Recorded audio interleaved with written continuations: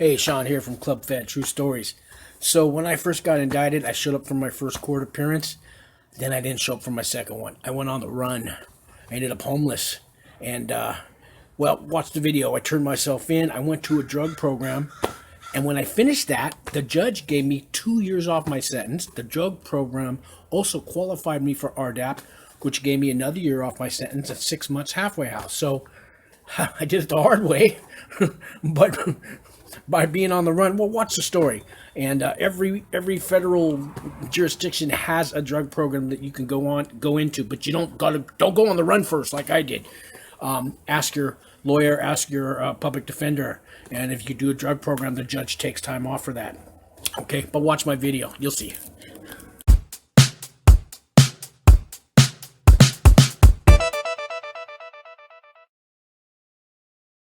Hi, so this is Sean, Club Fed True Stories. I'm going to tell you all about my experience at Glenn Dyer facility. This is a federal jail.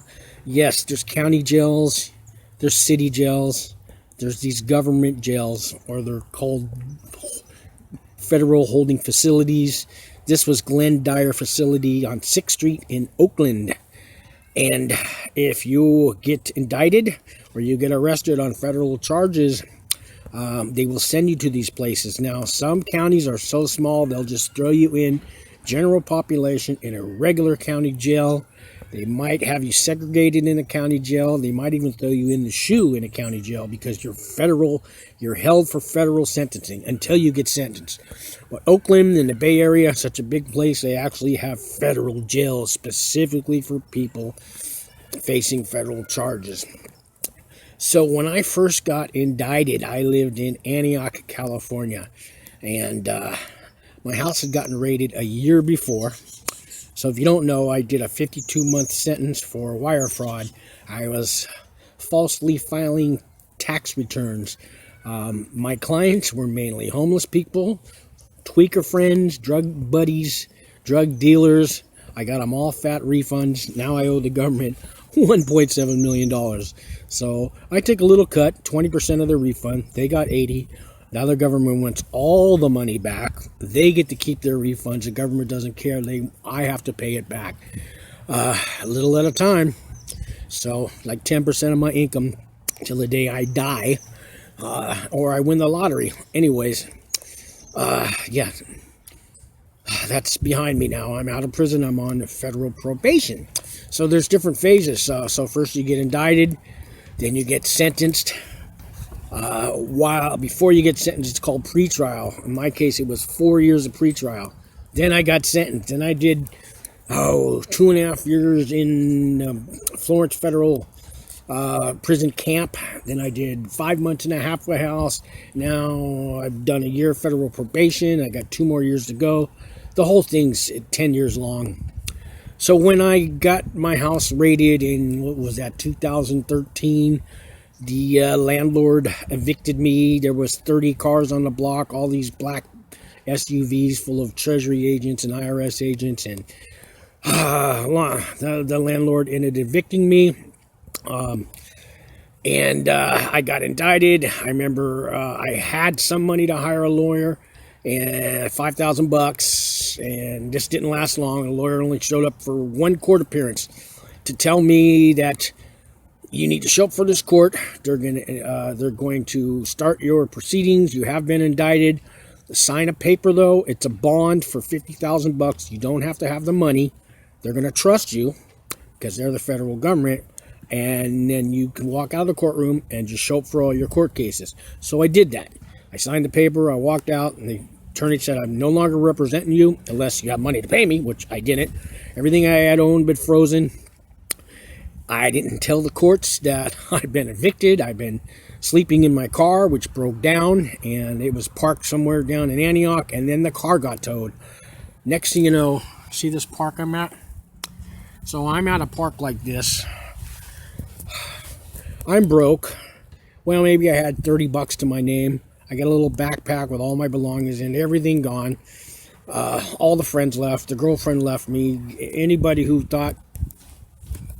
I thought was my friend, nobody was helping me. I had a cell phone. I had about 10 days left before that was going to go out, and I was supposed to show up for court. I spent my last $20 on some crystal meth, got high at the park, and didn't show up for court. Guess what? I know when I woke up the next day, I had warrants out for me. I didn't show up for court. So I went on the run.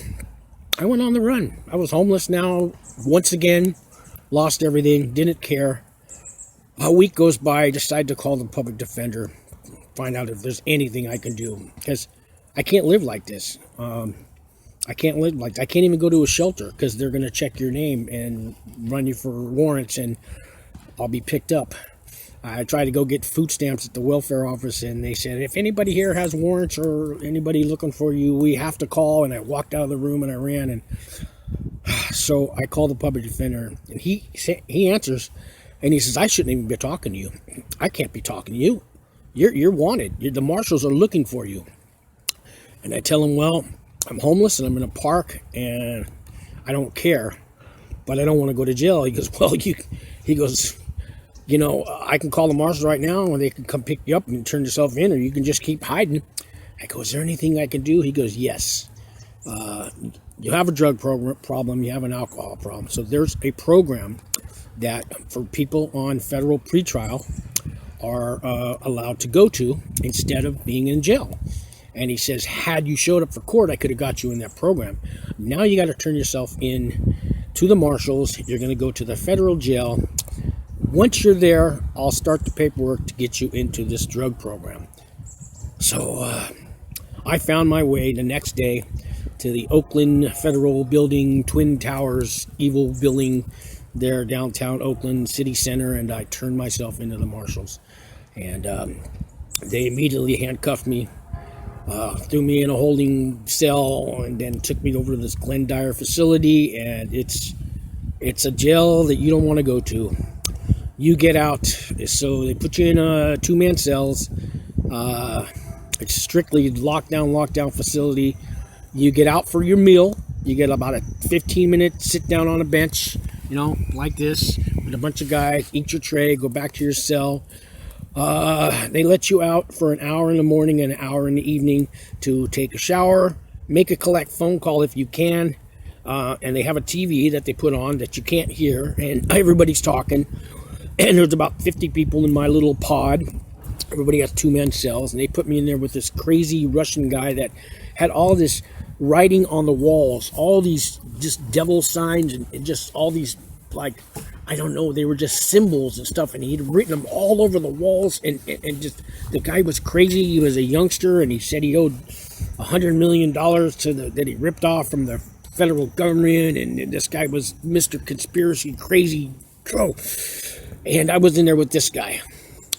And I don't know why they let him keep all the symbols on the wall. I mean, you ever see the TV show Supernatural, and they put all those pentagrams and symbols to keep all the devils and the angels and all this? Oh, this guy had every wall was crazy.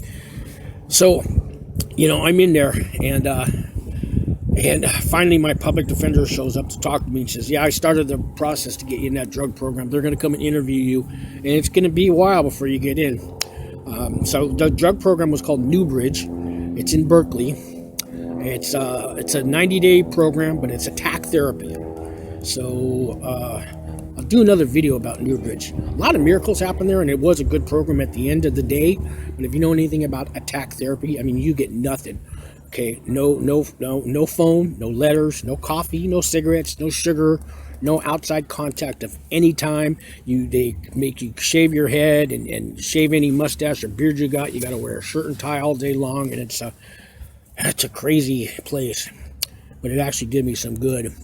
But so they came and interviewed me, and then the public defender said, well, there's a problem. They don't want to let you out because you were out on bond and you didn't show up for court. So now you're a risk. Why should they let you out again? So you can just escape from this drug program? Somehow I had to make appearance to the judge and ask her to please give me a chance. And I don't know what I said to the judge, but I must have sounded sincere, and I told her I really needed help, and she decided to reissue my bond and let me go to this drug program. I had no family that was talking to me. They tried to get some family members to sign papers for me to just release me to the program. and nobody would sign. My mother's side of the family is the only people I knew at the time that I had phone numbers to or ways to get a hold of, and they said, we don't know him, and we don't want to know him, and that was that. So I never felt so alone in the world in all my life. And 3 weeks later, they let me out to that Newbridge program. And I stayed 6 months. It's supposed to be 3 months, but I stayed 6. After that, they let me out to live in a clean and sober living environment, SLE, sober halfway house, whatever you want to call them. And I stayed in those places for another 3 years awaiting sentencing. And you can see the rest of my videos on how all that works. But if you have a family member that's in one of these federal jails, these detention centers, every county or every federal jurisdiction has a drug program that they pay for, that the person awaiting sentencing can go to get out of that federal jail. So you'd have to call their public defender or their lawyer, and there is a way to get out. And it was the beginning of my clean and sober journey of recovery.